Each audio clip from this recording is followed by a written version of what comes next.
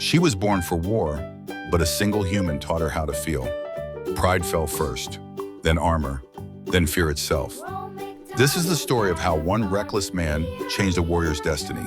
The legend begins now. The bar reeked of burnt engine oil and something disturbingly close to fermented cabbage. A haze of violet smoke hovered over the cracked neon signs, casting everything in a dull radioactive glow. I swirled the blue liquid in my glass. It looked like antifreeze and tasted like battery acid mixed with cinnamon, the kind of drink that made you question your career choices. 3 days into this diplomatic mission, and I was already reconsidering mine. The Vexari, my supposed allies, were a proud, humorless species whose definition of hospitality involved combat drills and silence. "You're staring again, Commander Reeves." Kiara's voice cut through the background chatter like a vibro blade through glass.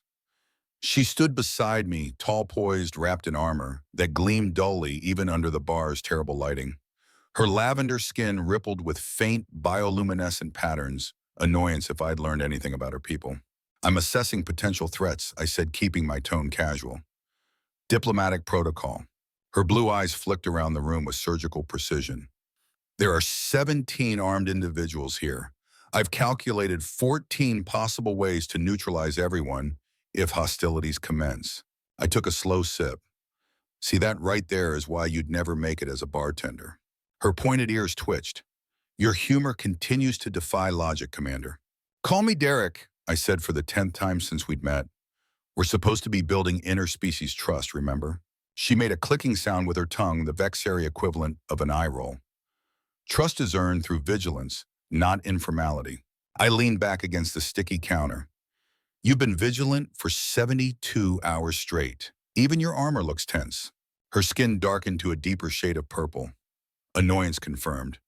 "Vigilance keeps us alive, Derek. Relaxation helps us live," I countered. The bartender, a 6-armed reptilian creature with eyes like shattered glass, slid another drink toward me. I hadn't ordered it. From the gentleman in the corner, he hissed. I followed his gesture. A hulking draconian scales glinting bronze under the light raised his glass in my direction. Great. Just what I needed attention from one of the galaxy's most notorious smugglers. Kiara noticed too. Trouble, she asked, her hand already resting on the plasma blade at her hip. "Easy," I murmured. "Let's not start an interstellar incident over a drink." I raised my glass to the draconian, gave a polite nod, and set it down untouched. "Message received. I'm not interested." Kiara, however, stayed coiled like a spring, eyes scanning, fingers twitching. Her lavender hair, styled into crest-like ridges, bristled with alertness. "You know," I said, partly to diffuse the tension, partly because my brain short-circuited under stress, "you've got a really impressive, well-trained, posterior." The word slipped out like a grenade pin. Kiara froze. Her skin flashed bright crimson, the color spreading from her face down her neck like fire through liquid. The noise of the bar seemed to die instantly. For 1 second, just when I saw something I'd never expected on her face, pure embarrassment. Then came the slap. Her open palm connected with my cheek with the force of a small meteor.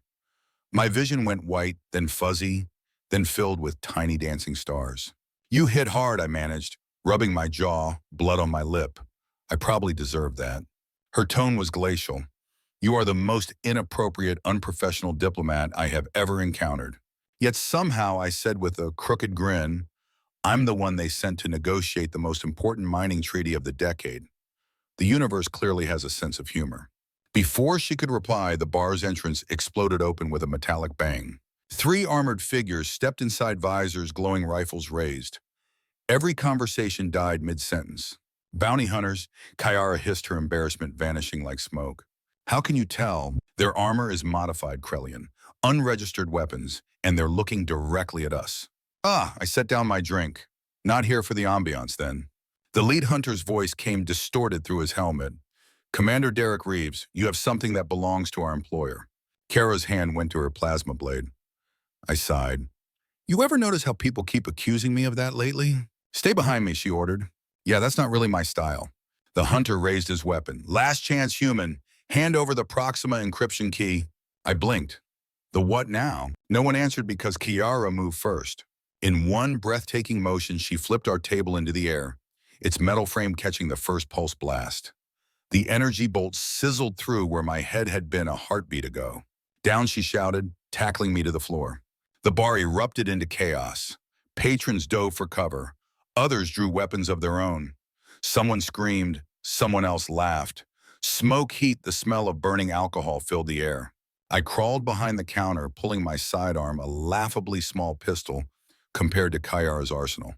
For the record, I yelled over the din, I still don't know what they're talking about. Clearly someone believes you do.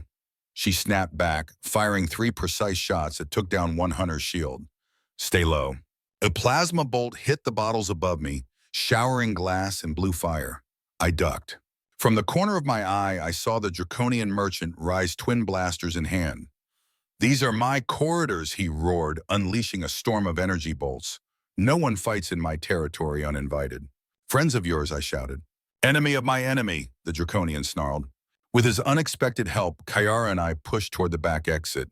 She moved like liquid lightning, her blade slicing through one hunter's rifle, kicking another through a hollow screen. Go, she barked.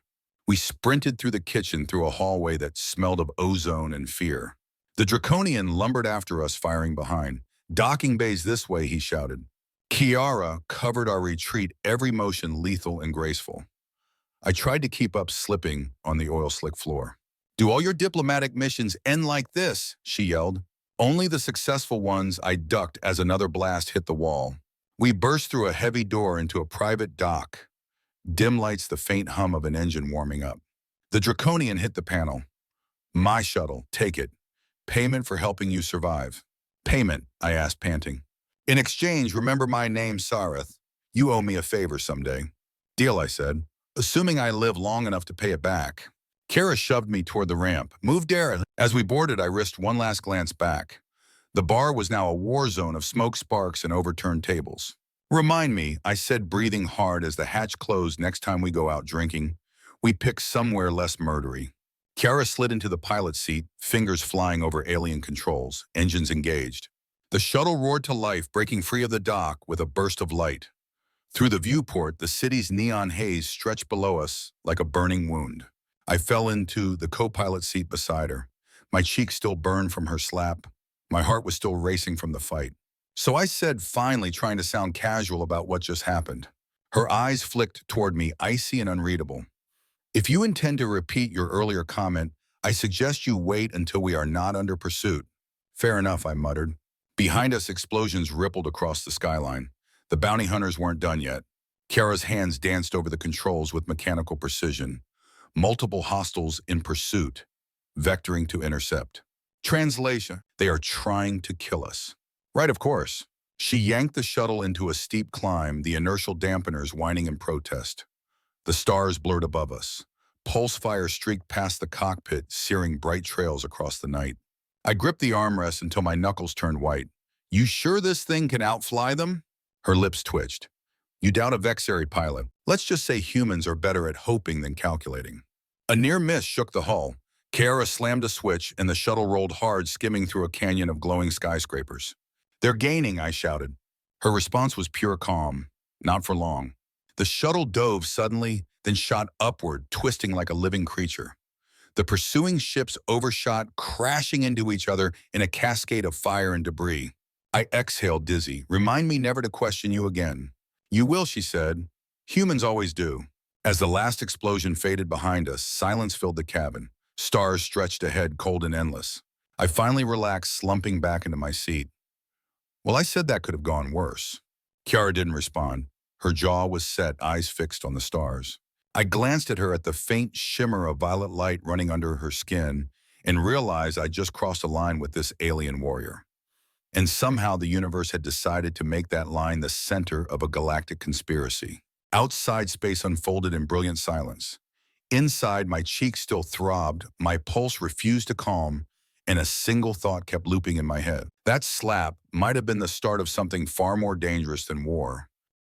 The shuttle's hull hummed beneath my hands, a low purr that promised speed, and if we were honest, a fragile sort of safety.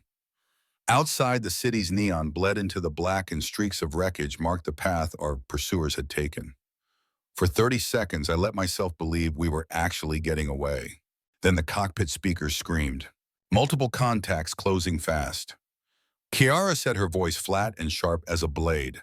Her fingers didn't hesitate. They danced across the controls with the kind of precision that made me grateful I'd been born human and not made of plating and polished instincts. What's their play, I asked. They're not chasing for salvage, she replied. They're hunting a target. Someone paid good money to get you. Her eyes caught mine for a fraction of a second, steady, unreadable, then returned to the instruments.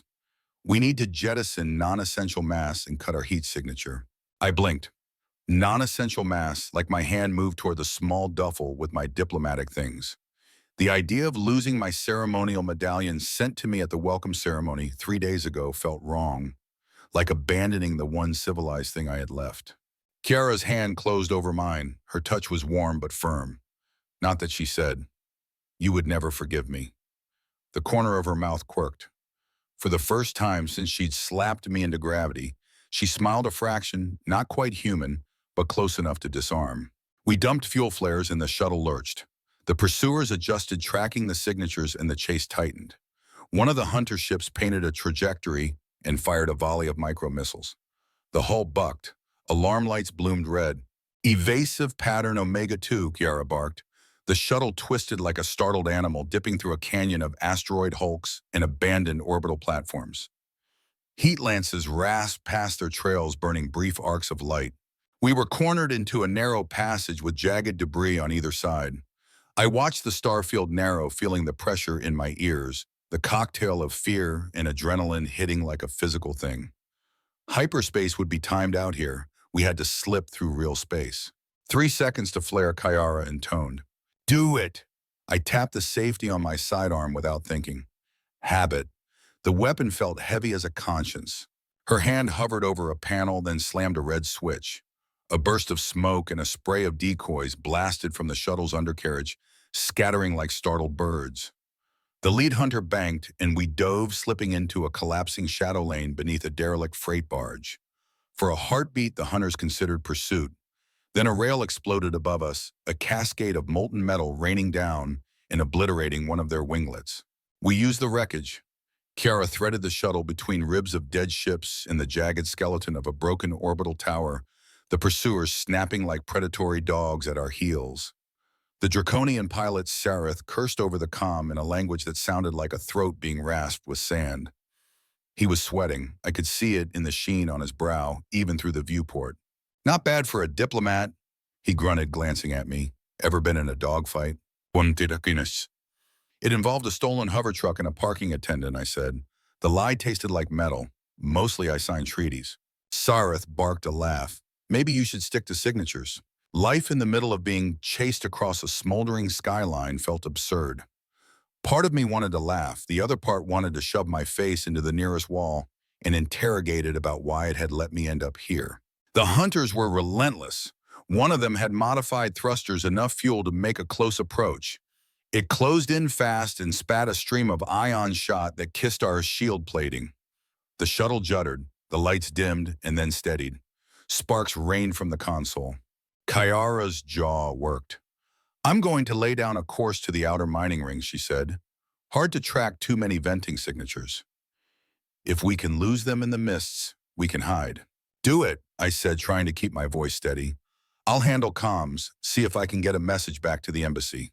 "Your embassy will be under suspicion," she said. "They've already filed a claim." Her fingers found the lever that controlled the ship's throttle. "We don't have time for politics." "Of course not." My mouth was dry. I chewed the inside of my cheek.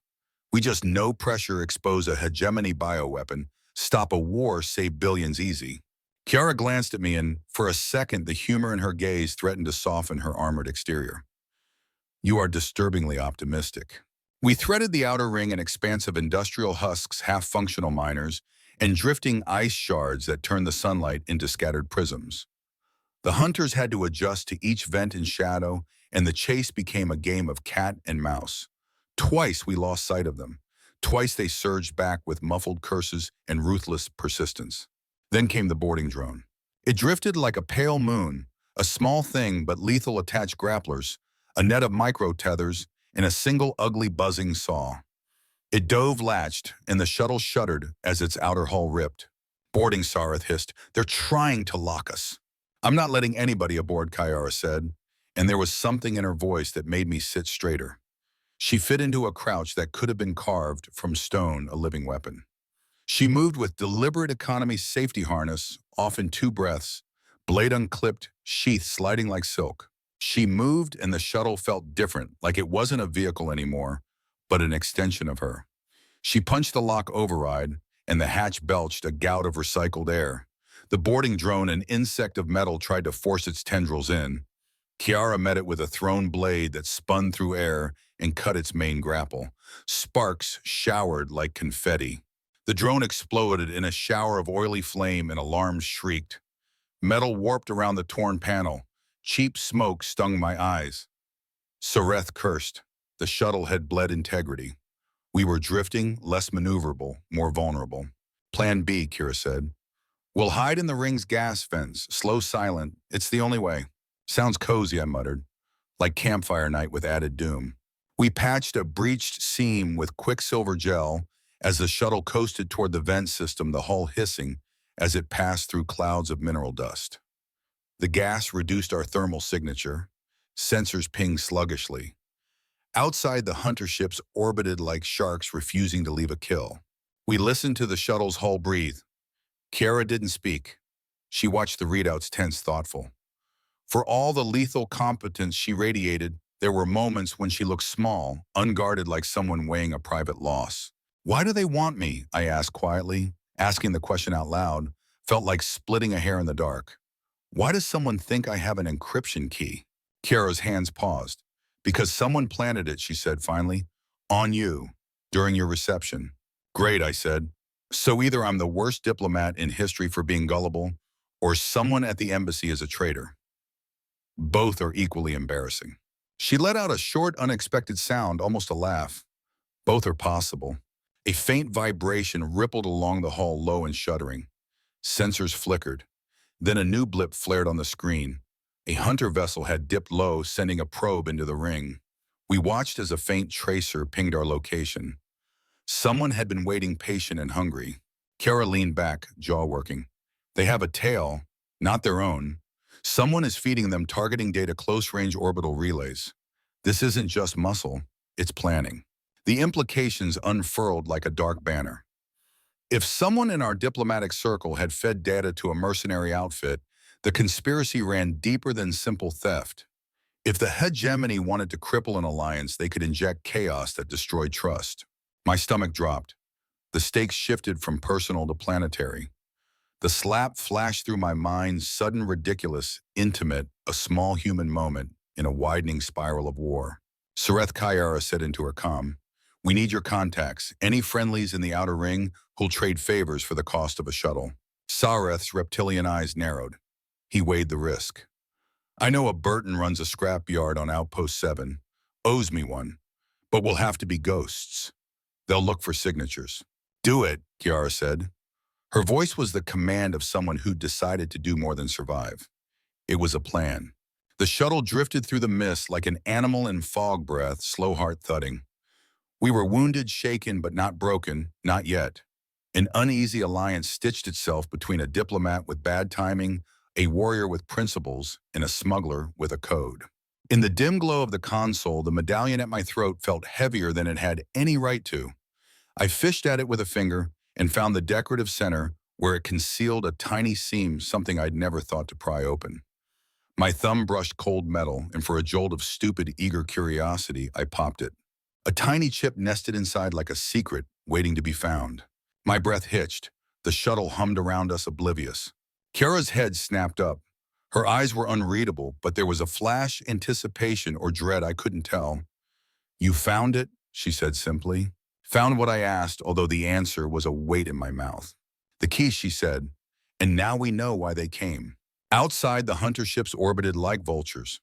Inside, our small, patched shuttle carried a single glittering piece of evidence that would decide whether two species would pull together or tear each other apart. I swallowed. The slap on my cheek stung again, not from the memory of pain, but from how quickly a stupid joke had become the hinge of fate.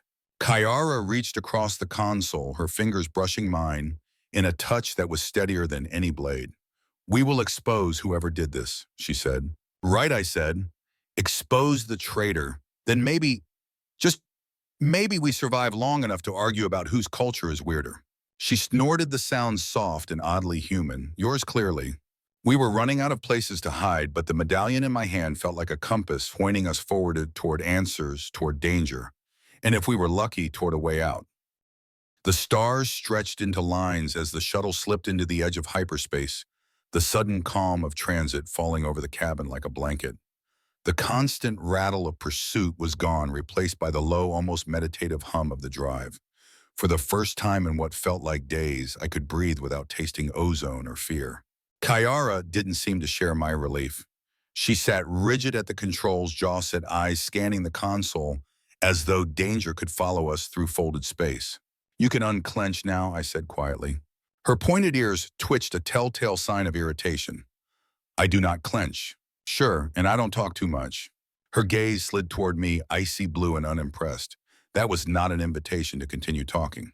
Too late, I leaned back in my seat, stretching the ache in my muscles, catching up to me, now that the adrenaline had burned out. "You know, most people would thank someone after saving their life."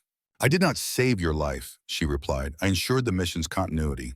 "Semantics. You still dragged me out of that bar before my head became a decorative scorch mark." Kara's silence was eloquent in its disdain. I decided to fill it. "You hit hard, by the way. Stronger than any Marine I've sparred with." Her skin flickered a faint shade of pink, though she tried to hide it by pretending to check a readout. "I use minimal force." "Minimal," I chuckled. "Lady, you could bench press a shuttle." "I am not a lady," she said flatly, "and I could." The matter-of-fact way she said it almost made me laugh. She wasn't boasting, just stating a biological fact. The Vexari were built for war. They lived, breathed, and probably flirted through combat. Speaking of which, so about that slap, I started pretending to inspect the data chip I'd pulled from the medallion. Kara tensed. "We are not discussing that." "Come on, I feel like there's a cultural misunderstanding here." "There was no misunderstanding," she said quickly. "You made an inappropriate observation about my—" Her skin flashed crimson again. "Anatomy." "Okay, but to be fair, I didn't know complimenting someone's respiratory efficiency was taboo." She blinked. "Respiratory efficiency?" "Yeah," I said, trying to sound like I knew what I was talking about. "You said that cutout on your armor is for a secondary lung system, right?" Her expression softened by a hair. "That is correct. Vexari physiology allows for atmospheric adaptation. The exposed section maximizes oxygen exchange."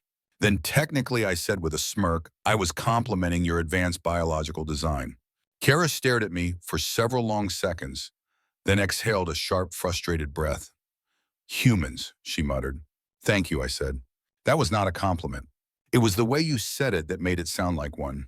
For a heartbeat, the corner of her mouth twitched, not quite a smile, but something dangerously close. Silence followed, the comfortable kind that only forms after two people have yelled, fought, and survived together. I turned the chip over in my hand. It was no bigger than a fingernail, but it felt heavier than the entire galaxy. "You think this thing's really worth killing for?" Kiara's eyes flicked to the data crystal. "If the hegemony wants it this badly, it contains information that threatens them or benefits their enemies." "And what does that mean for us?" "It means," she said, her voice lowering, "you are now a liability of galactic proportions." "Great," I sighed. "Always wanted to be important." Kyara rose from her seat, her armor whispering as the plates adjusted. Without a word, she moved to the rear compartment and began unclasping sections of her chest plating. I tried not to stare, tried and failed. The heavy shoulder guards hit the floor with a metallic thunk, followed by the bracers that belt the outer breastplate. Beneath the layers of armor, she wore a dark bodysuit that hugged her physique like liquid shadow.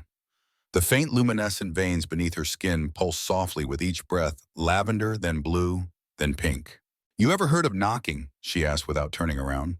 "It's a shuttle," I said. "Where exactly am I supposed to knock?" Her skin rippled in that familiar annoyance pattern again, though I swore I saw a faint trace of amusement too. She seated herself cross-legged on the floor and began to clean her plasma blade with a cloth. The weapon's purple core hummed softly. "Vexari warriors meditate between battles," she explained. "It restores balance." "Balance," I echoed. "Between what?" Duty and instinct, she said, logic and emotion. We do not deny either, but we must control both. I nodded slowly. Sounds healthy.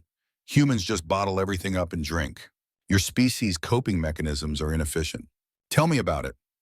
I paused, studying her profile in the dim cabin light. The bioluminescent glow from her skin illuminated the metal walls in subtle color shifts, like the cabin was breathing with her. Kara, I said softly, why are you still here? She tilted her head. Because you are my assignment. No, I said.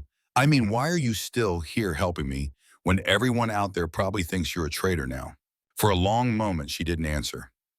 Then she said quietly, because honor is not about obedience. It is about truth. And the truth is not yet known. That was the most human thing I'd ever heard her say. The hum of hyperspace deepened. I leaned back and watched the faint reflections of stars bend and smear across the viewport. You ever get tired of always being perfect? Perfection is an illusion, she said. Discipline is real.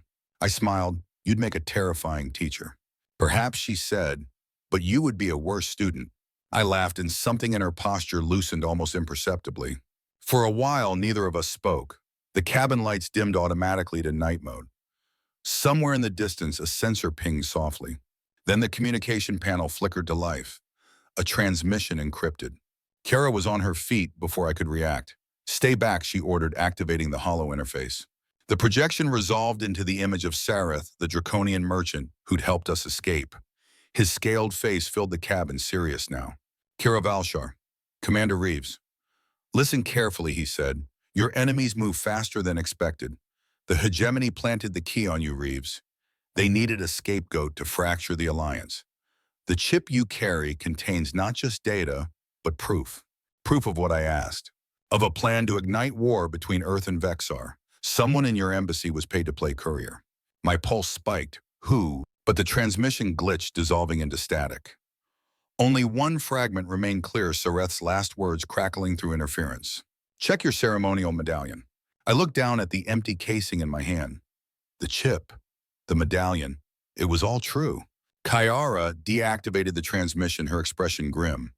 Someone close to you betrayed the mission. I sank into my chair. The realization hit harder than her slap ever had, and they used me to deliver a ticking time bomb.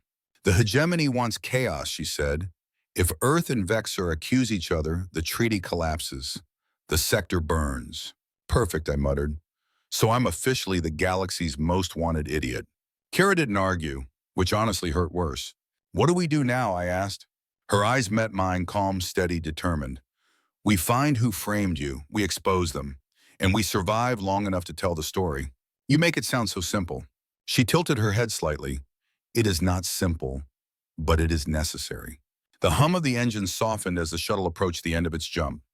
The star lines collapsed back into pinpoints, and a barren planet swam into view, a wasteland of rust-red rock and drifting dust clouds. Where are we, I asked. Sector 9 Gamma, she said.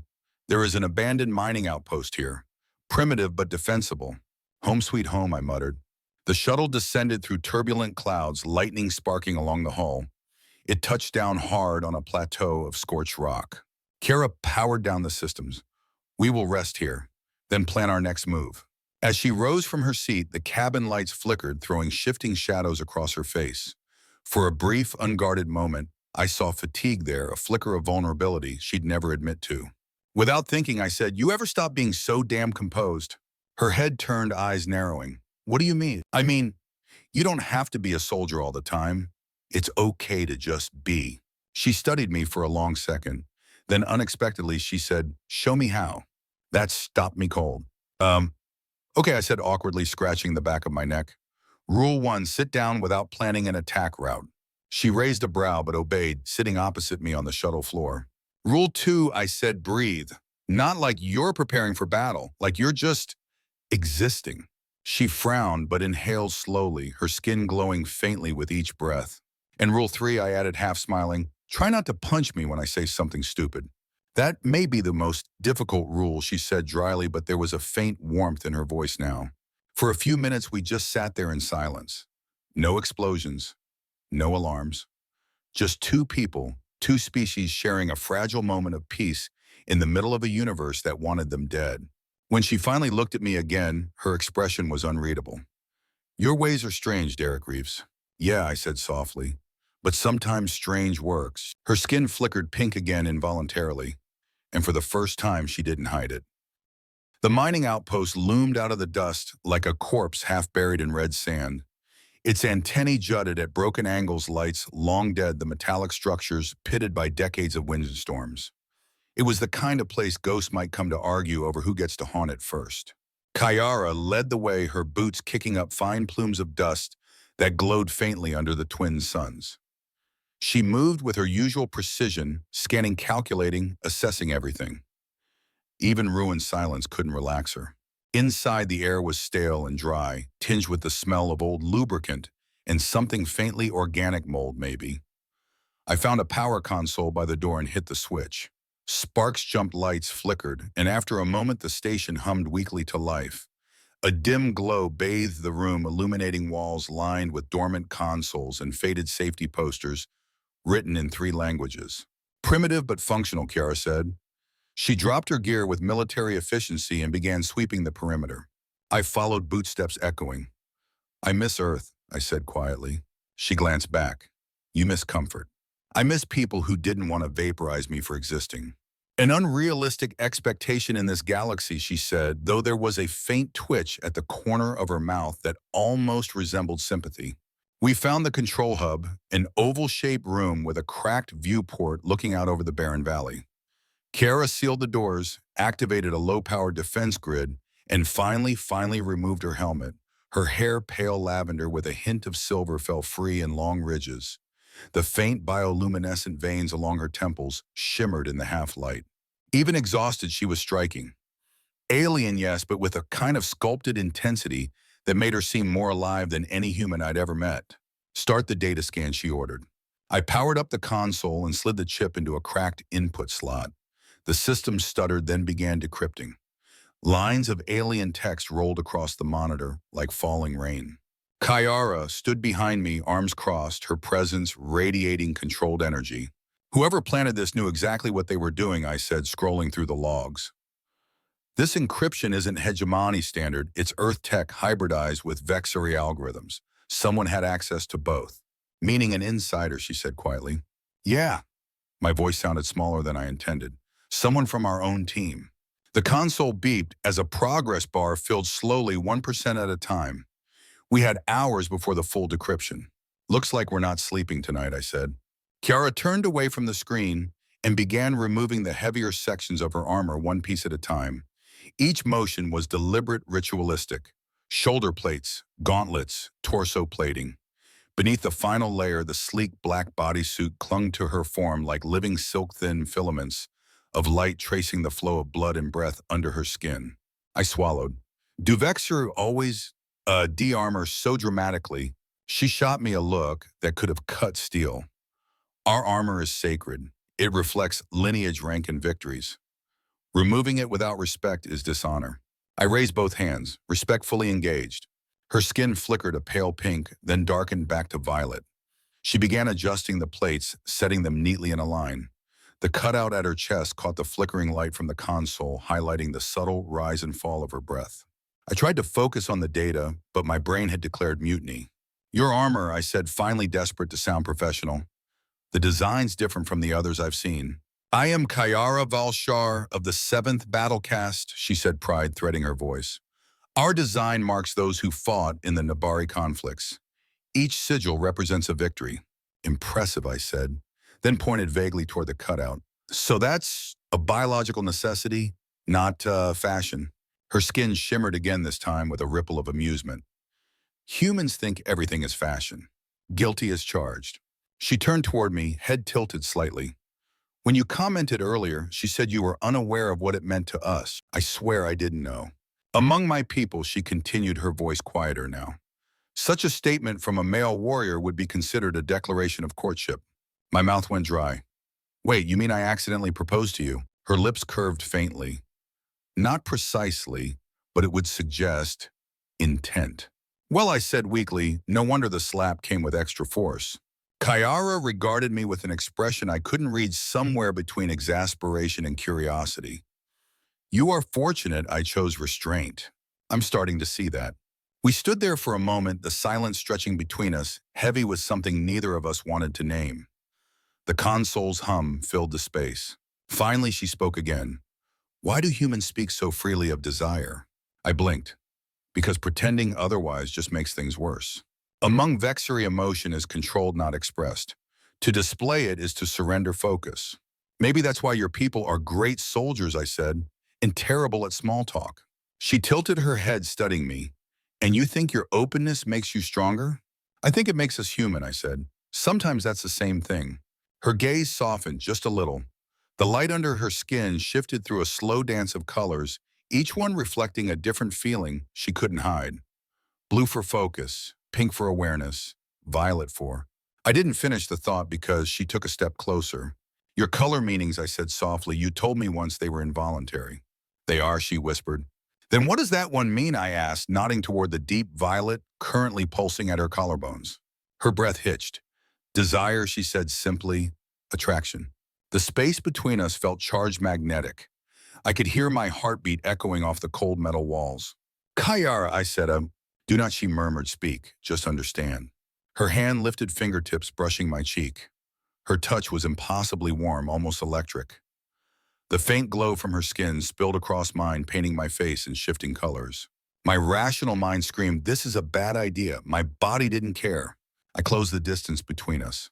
The kiss was cautious at first, an experiment between two species who had no idea what the rules were. Then something shifted.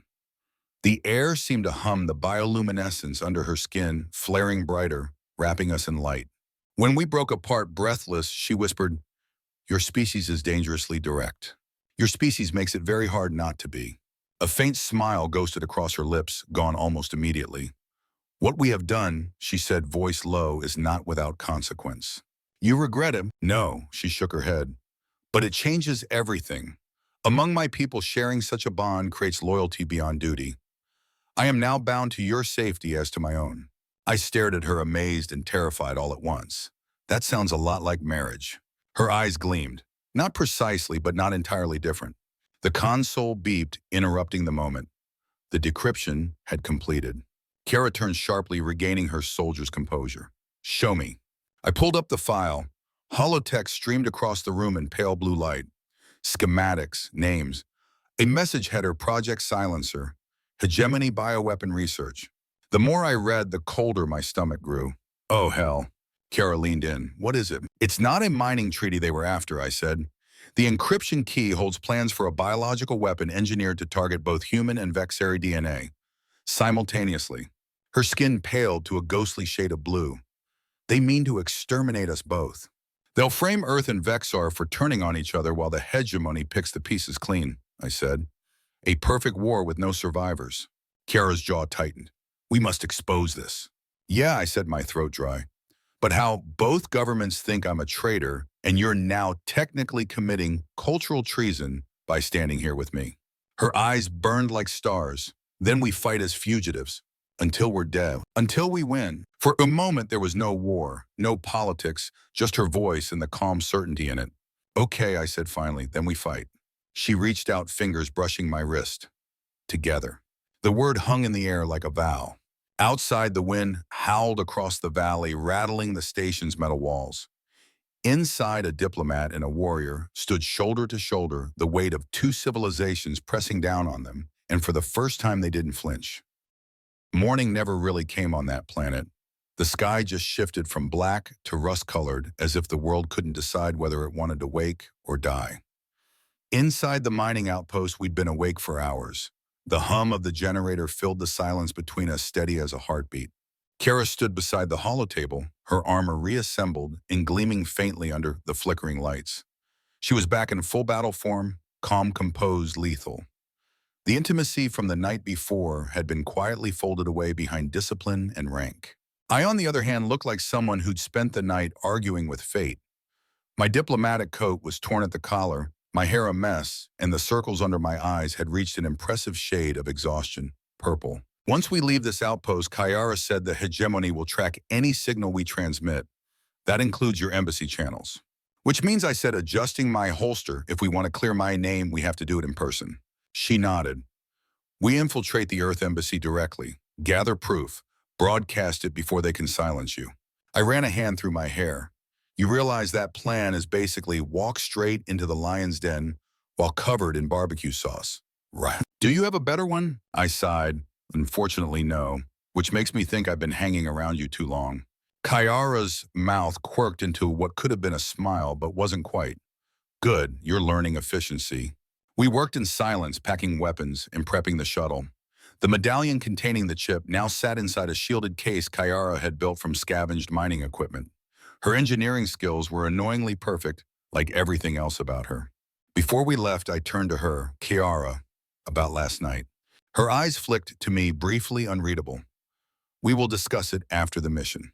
Promise. Her expression softened just a little. If we survive. The shuttle's engines came alive with a low rumble. As we lifted off, the outpost shrank into a lonely speck below, swallowed by dust. Ahead of us waited the sprawling urban cluster that housed the diplomatic quarter home to embassies, consulates, and more secrets than a confessional booth. We touched down miles away and slipped into the undercity. The air was thick with humidity and metal dust. Distant voices echoed through the ventilation shafts. Kiara moved through the shadows like a predator, her movements so precise it was as if the darkness itself made way for her. Security rotation changes at midnight, she murmured. That gives us a 3-minute window to enter unseen. 3 minutes, I whispered. You're kidding. I do not kid. Yeah, that's what worries me. We reached the maintenance tunnels beneath the embassy, narrow, damp, lined with humming pipes and flickering lights. The air smelled faintly of coolant and old rust. Kiara led the way, crouched low, her eyes glowing faintly blue in the dark. As we approached the first checkpoint, she suddenly pressed me against the wall, her hand covering my mouth. I froze. Footsteps, 2 guards passed within inches of us.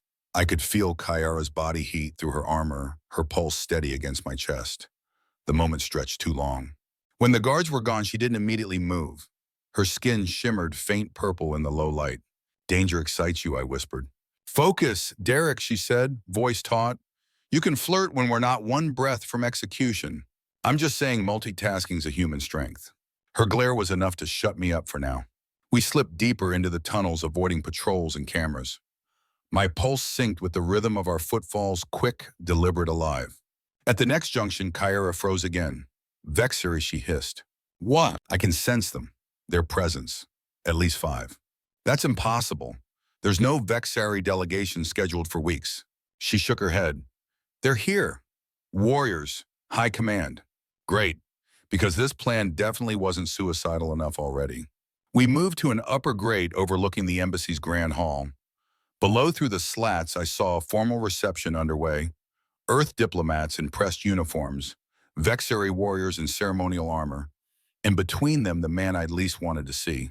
Ambassador Harrington, my mentor, the one person I'd trusted completely.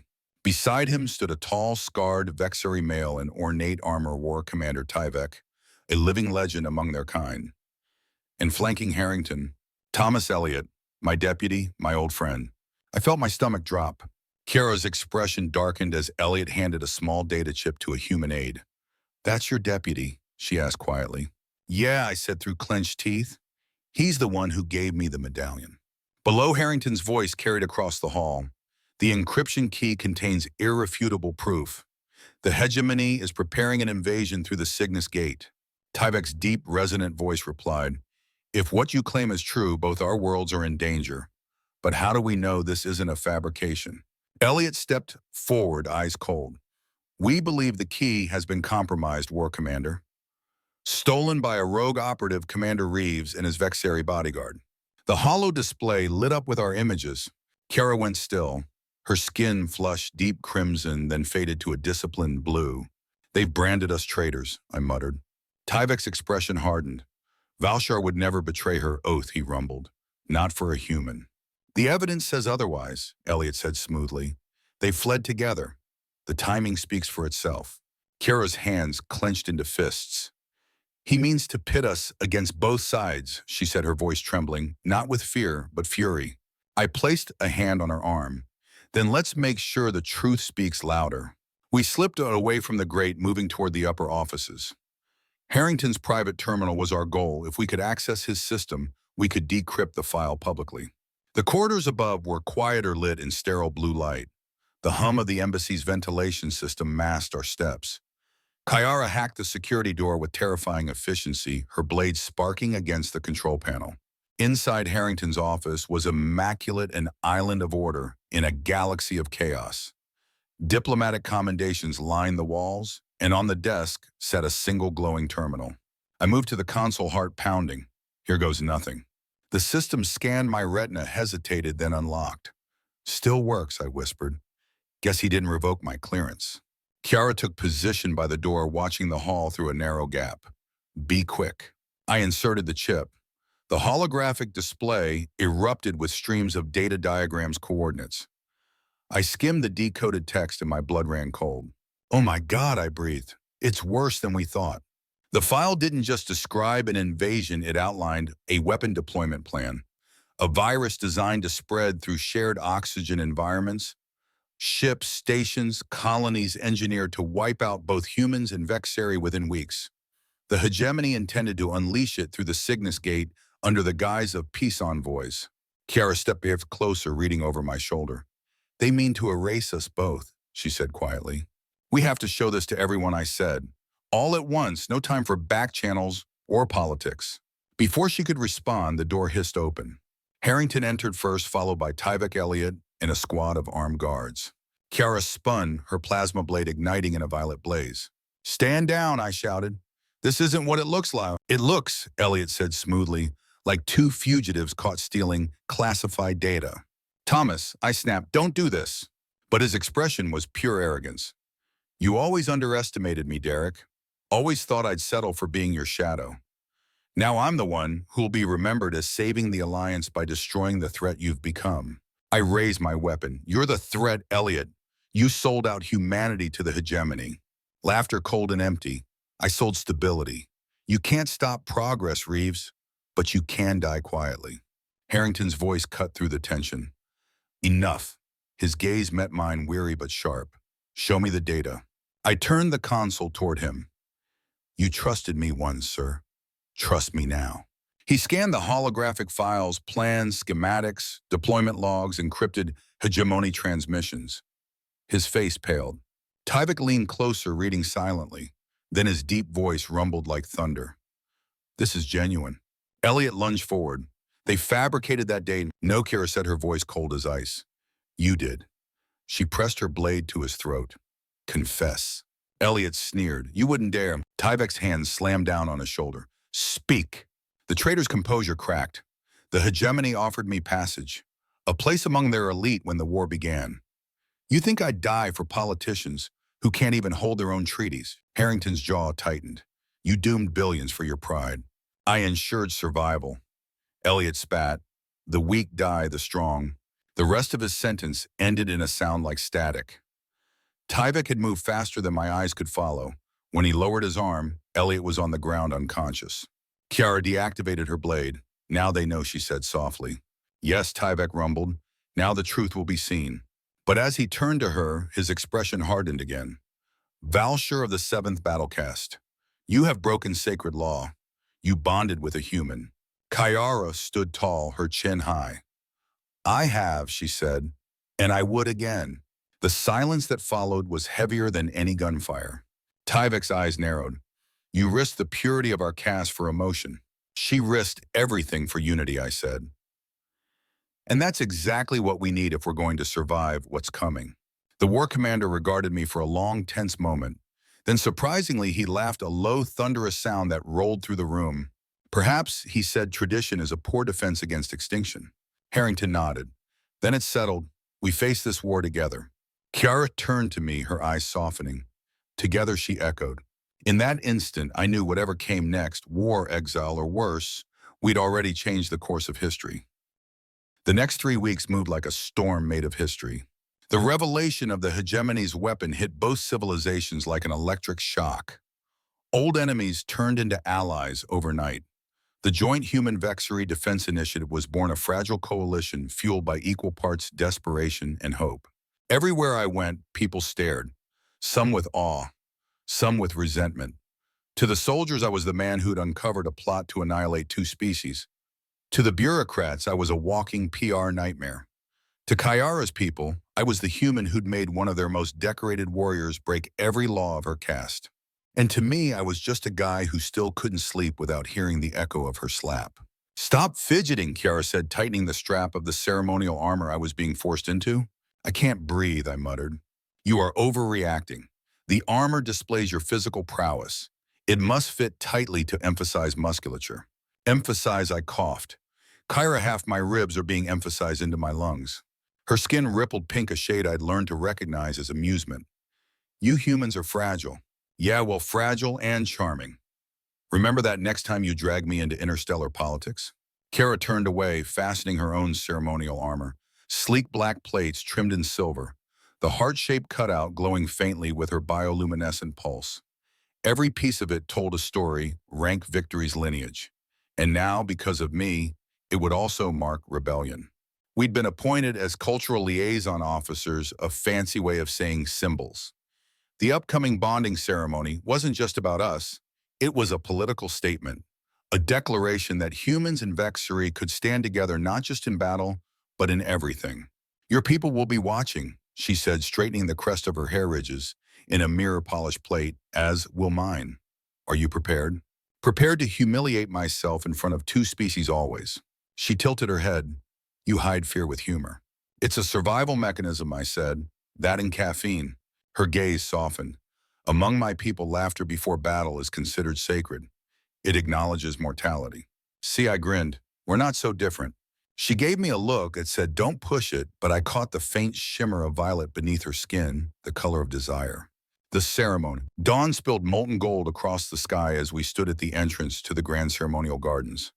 The space had been constructed overnight, part earth design, part Vexari architecture. Steel and stone intertwined with flowing glass and organic curves. Humanity's symmetry met alien geometry, and somehow it worked. Thousands had gathered: soldiers, diplomats, leaders, and cameras from every known network. War Commander Tyvek presided at the center, his armor like a monument carved from living rock. Beside him stood Ambassador Harrington, my human witness, and somehow the only person who still treated me like a regular man instead of a myth. "Try not to make jokes," he murmured. "The fate of interspecies relations may depend on this." "No pressure, sir." Kara appeared at the far end of the aisle, radiant and terrifying. Her armor glimmered like liquid obsidian, streaks of crimson fabric accenting the plates. Crimson, the Vexari color of passion. The crowd murmured, captivated. Even the sunlight seemed to bend toward her. My heart stopped, then started again faster. Tyvek raised his arms, and the crowd fell silent. Today, his deep voice thundered, "We witness a bond not of tradition, but of evolution. Two warriors from different worlds stand as one." Kyara reached the dais. We faced each other, separated by a breath in 1,000 years of species divide. Harrington stepped forward. "From Earth, the exchange of vows and tokens, a promise of equals." I took her hands, warm, strong, alive, and spoke the words I'd practiced and rewritten 100 times. "Kiara Valshar, from the moment you slapped me for my stupidity, you've taught me more about strength, honor, and patience than any academy ever could. I pledge to stand with you in peace and in war, to challenge you when I must and to follow when I should. And I promise," I paused, glancing at the amused crowd, "to never again compliment your respiratory system without permission." Laughter rippled through the human contingent. The Vexari just blinked in confusion until Kyara's skin flushed scarlet. Then understanding dawned, and even Tyvek's mouth twitched. Kiara's response was formal yet softer than I'd ever heard her. "Derek Reeves, you are reckless, illogical, and far too emotional. But you are also brave, loyal," and her voice dipped efficient. The crowd chuckled again, but she continued. "You have shown me that strength is not silence, that emotion is not weakness. I will fight at your side, protect your honor as my own." And her skin shimmered deep violet, "continue to correct your inappropriate behavior when necessary." Tyvek's voice rumbled. "Then by the laws of Vexari and the traditions of Earth, I bind you as bonded mates, united in spirit and purpose. May your union strengthen both our peoples." I leaned forward, and she met me halfway. The kiss wasn't diplomatic, it was defiant. Two worlds colliding and finding balance in the wreckage. The crowd erupted in cheers. And then every communicator in the garden chimed at once. Tyvek's expression darkened as he read the incoming alert. The hegemony fleet has entered the Cygnus Gate. The world froze. Kiara turned to me. They've accelerated their attack. Guess they didn't RSVP. Harrington was already on his comm. Fleet command reports partial mobilization. We can intercept in 6 hours, but the hegemony will reach firing range before then. Tyvek's voice cut through the chaos, all warriors to battle stations. The bonding ceremony is concluded. The war begins. Kara's hand found mine. Not yet concluded, she whispered. You still owe me a fight. The battle. Within the hour, we were aboard the Draconian shuttle, the same one that had saved us weeks earlier. The interior hummed with newly fitted stealth tech and upgraded plasma coils. It wasn't a warship, but it was fast, and Kiara had a plan. Their formation is flawed, she said, pointing at the holographic display. A weak point here near the command carrier. A small strike team could infiltrate and disable the weapon control node. Tyvek's massive image flickered on the comm screen. That is a suicide mission. Kiara's expression was pure steel. Then it's a good thing we're already married. Tyvek grunted a sound halfway between respect and resignation. You have permission. May your ancestors guide you. I strapped in beside her, heart pounding. So how do we want to die, quietly or dramatically? Efficiently, she replied, throttling the engines. The shuttle blasted into the void. Stars streaked past like molten needles. Ahead, the hegemony fleet filled the black, a wall of dark metal and burning engines. Their flagship, a colossal dagger cutting through the starlight. The comm crackled with fleet chatter, orders, panicked reports, prayers. We were ghosts invisible beneath their sensors, slipping through chaos toward the heart of destruction. 2 minutes to insertion, Kara said. Her voice was calm, but her skin pulsed with that deep violet again. You're glowing, I murmured. Focus, Derek. I am focused, just multitasking. She smirked barely. Your humor at the brink of death is both maddening and strangely comforting. The shuttle jolted as the stealth field shimmered. We dropped into the shadow of the enemy command ship. A docking port loomed ahead. Kiara rose, blade in hand. Once we breach, we split, disable their weapon core, and upload the truth to the fleet network. The evidence will expose the hegemony's plan in real time. And if we fail, her eyes met mine, then we fall together. Romantic. She hesitated, then said quietly, it is. The docking clamps engaged with a metallic thunk. The hatch hissed open, revealing the cold, dim corridors of the hegemony flagship. We moved fast, Kiara slicing through guards with fluid precision, me covering her flank with the plasma pistol she'd insisted I carry. Every step forward was a heartbeat closer to revelation or oblivion. At the core chamber, we founded a pulsing sphere of energy, tendrils of light connecting it to the ship's spinal network. The weapon control. Kiara interfaced her gauntlet, her eyes narrowing. I can overload the conduit, but it will alert the entire fleet. Do it, I said. She hesitated, then pressed the command. The lights flared crimson, sirens wailed. The deck shook as systems began to melt under the surge. Hegemony warships are rerouting power, she shouted over the alarms. They'll fire the bioweapon manually. Then we stop them here. The bulkhead exploded inward. Soldiers poured through metallic armor, glowing eyes, weapons raised. Kiara moved first, a blur of violet and silver. Her blade carved arcs of plasma through the air, cutting down the first wave. I fired into the second, the recoil shaking my arm. Energy blast scorched the walls. A blast hit her shoulder. She staggered. Kiara! I'm fine, she hissed, stabbing through an attacker's chest. Focus! We fought until the corridor was smoke and ruin. The ship's core pulsed faster, unstable, overloading. We have to go, I shouted. Kiara ripped the last control node free and tossed me a data drive. This contains the weapon logs. Get to the shuttle. What about you? I'll trigger the overload manually. No, I grabbed her arm. We finished this together. She met my gaze, her skin flickering between blue and violet. Together, she repeated. We ran, alarms screamed. The walls shook as the overload cascaded. By the time we reached the shuttle, the entire ship was cracking apart.